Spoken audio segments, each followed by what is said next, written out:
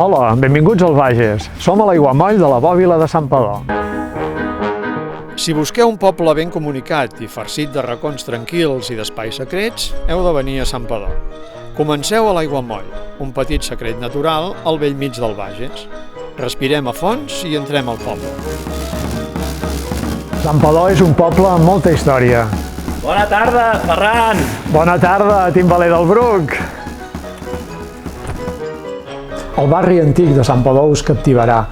A l'època medieval tenia el títol de Vila Reial i una de les fires més antigues de Catalunya. Era el poble més gran d'aquesta contrada després de la ciutat de Manresa.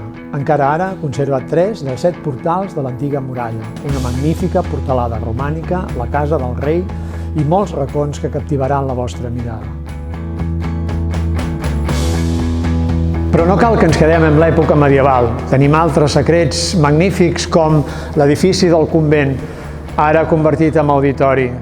Pareu l'orella, s'hi fan concerts esplèndids.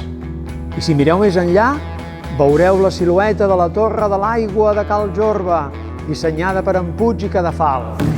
Ferran, ja sabem que ets un home de pedres, Però jo vaig tirant muntanya amunt amb el timbal, que vens? Som-hi!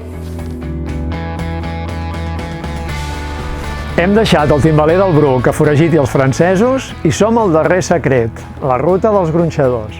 Una ruta feta per gent del poble. Aquest gronxador és un secret. No, no és un secret. Hi ha una ruta, la ruta dels gronxadors. I aquests gronxadors, sabeu, estan mirant la serrada de Montserrat o el poble de Santpedor.